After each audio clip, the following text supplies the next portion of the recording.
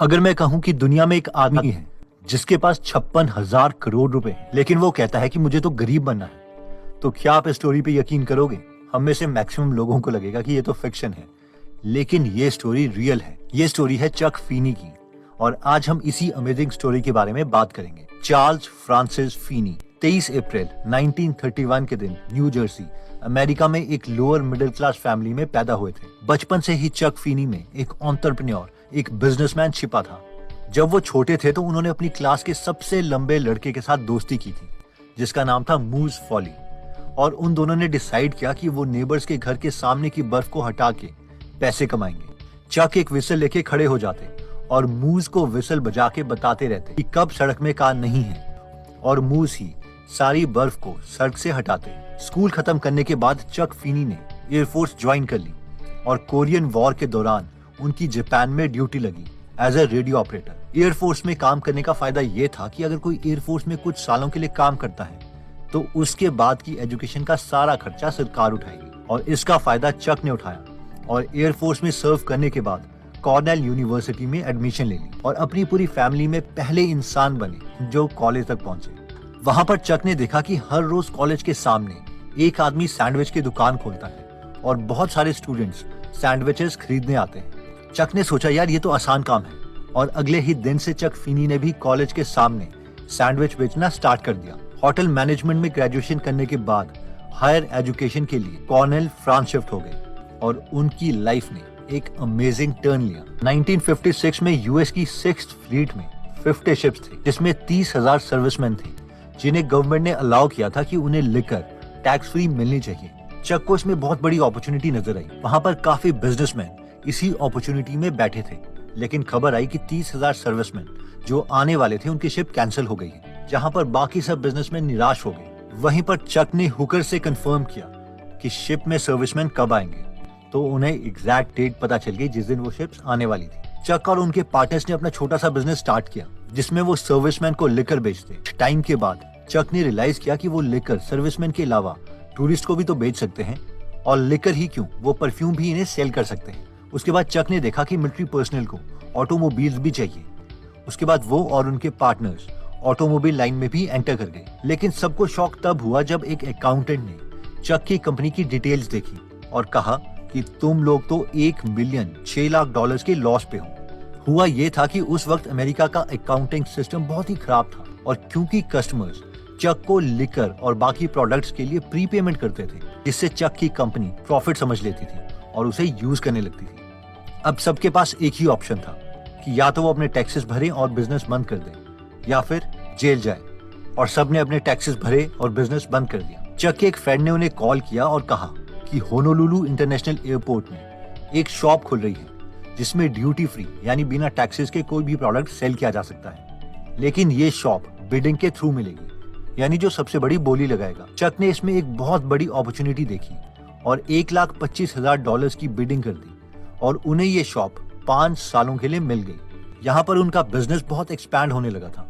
उन्होंने पूरे वर्ल्ड में नई नई ब्रांचेस खोली और इसे DFS ग्रुप यानी ड्यूटी फ्री शॉपर्स ग्रुप नाम दिया। चक ने अपना बिजनेस इतना एक्सपैंड कर लिया था जिससे वो अपने पीक डेज में हर रोज $1 मिलियन कमा रहे थे। जब सारे चक के पार्टनर्स बहुत पैसे कमा के महंगी महंगी चीजें खरीद रहे थे, तब चक ने रियलाइज किया कि उन्हें और पैसे नहीं चाहिए। चक ने यह भी सोचा कि मैंने तो इतनी मेहनत करी, अपने को प्रूव भी किया, क्योंकि मेरे पास कुछ भी नहीं था, लेकिन मेरे बच्चों के पास तो सब कुछ है, इसलिए वो मेहनत करेंगे ही नहीं और आलसी और निकम्मे बन जाएंगे। एक टाइम तो आया कि चक को चिढ़ होने लगी थी ज्यादा दिखावे से, महंगी गाड़ी, महंगे घर, महंगे कपड़ों से। चक ने सोचा कि इतने लोग अपनी लाइफ में सफर कर रहे हैं, खाना भी नहीं मिल रहा उन्हें, तो मुझे भी इतनी वेल्थ की जरूरत नहीं है।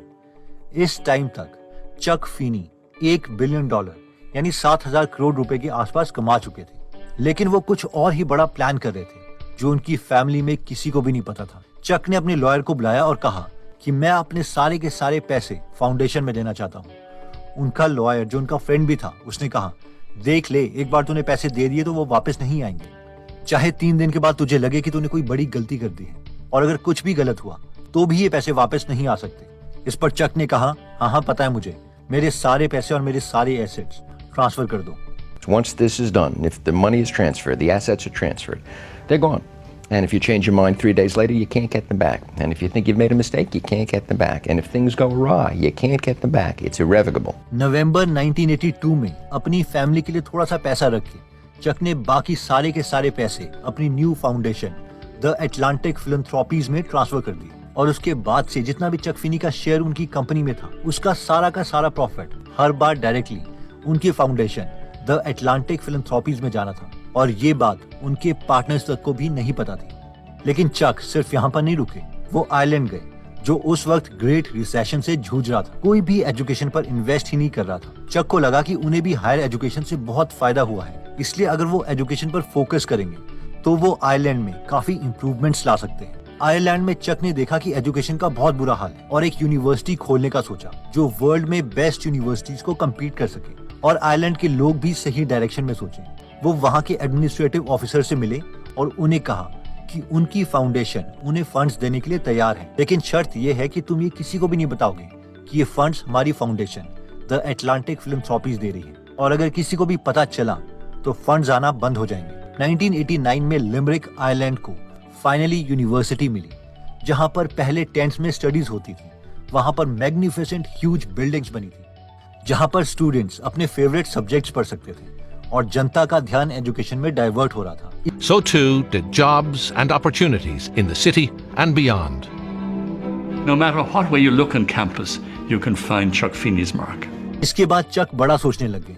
उन्हें लगता था कि उन्हें और बड़े चेंजेस लेके आने हैं। इसके बाद उन्होंने अपने DFS यानी ड्यूटी फ्री स्टोर के शेयर सेल कर दिए, जिससे उन्हें 1.6 बिलियन डॉलर्स यानी 11,000 करोड़ रुपए के आसपास मिले, जो उन्होंने सब अपनी एटलांटिक फाउंडेशन में लगा दिए। चक फिनी ने कहा कि उनके मरने से पहले उनकी सारी वेल्थ को वो अच्छे कामों में डोनेट करना चाहते हैं, जिसके लिए उन्होंने अपनी टीम को 2016 तक का टाइम दिया। जब उनकी टीम ने कैलकुलेट किया तो उन्हें पता चला कि अगर उनकी टीम को उनकी सारी वेल्थ 2016 तक डोनेट करनी है तो उन्हें हर रोज कम से कम $1 मिलियन यानी 7 करोड़ रुपए के करीब डोनेट करने पड़ेंगे।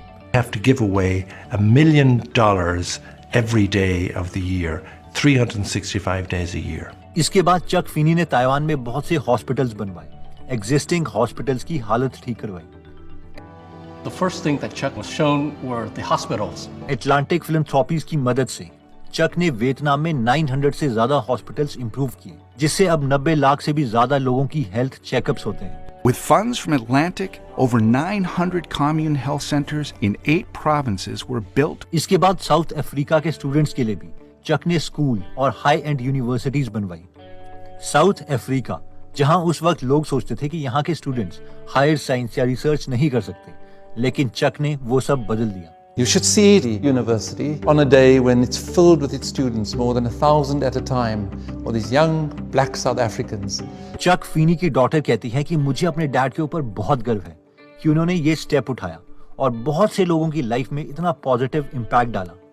I mean, I'm really proud of my dad. I think he's just really an extraordinary man. अभी चक फिनी के पास कोई कार नहीं है, कोई घर अपने नाम पर नहीं है, एक ही जूते का पेयर है और $15 की घड़ी है। और अभी कुछ ही महीने पहले सितंबर 14, 2020 में चक फिनी ने अपनी एटलांटिक फिलैंथ्रोपीज बंद कर दी, क्योंकि इस फाउंडेशन ने अपना मिशन कंप्लीट कर दिया था, जिसमें फिनी की सारी वेल्थ डोनेट कर दी गई। इस पूरे टेन्योर के दौरान चक फिनी ने अपनी ऑलमोस्ट पूरी वेल्थ, जो करीबन $8 बिलियन यानी 56,000 करोड़ रुपए थी, वो सब डोनेट कर दी है। हमें से मैक्सिमम लोग माइक्रोसॉफ्ट के फाउंडर बिल गेट्स को जानते हैं और उनकी फाउंडेशन बिल और मेलिंडा गेट फाउंडेशन को भी, जिसमें बिल गेट्स और उनकी वाइफ मेलिंडा गेट्स ने अपनी ऑलमोस्ट सारी वेल्थ अपनी फाउंडेशन में लगा दी है। लेकिन हमें से बहुत कम लोग जानते हैं कि बिल गेट्स जब माइक्रोसॉफ्ट में CEO थे, तब वो बहुत इंस्पायर हुए थे चक फिनी की स्टोरी से और उन्होंने उसी वक्त सोच लिया था कि वो भी कुछ सिमिलर करना चाहते हैं। Really set a model. It's just such an inspiring story. And when Microsoft was super successful, the idea of how would that wealth go back to society was something I started thinking about. दोस्तों, I hope हमें से बहुत से to be entrepreneurs चक की तरह अपने देश के लिए, दुनिया के लिए कुछ कंट्रीब्यूट करना चाहते हैं, क्योंकि हमने पैसे बनाते हुए बहुत लोगों को देखा है, पैसे डोनेट करके उससे अपनी पब्लिसिटी लेते भी बहुत लोगों को देखा है, लेकिन अपना सारा का सारा पैसा डोनेट कर देना और फिर ये कहना कि मेरे बारे में किसी को पता नहीं चलना चाहिए कि ये डोनेशन किसने की, ऐसे बहुत से कम लोग होते हैं। आई मीन एटीट्यूड हो तो ऐसा।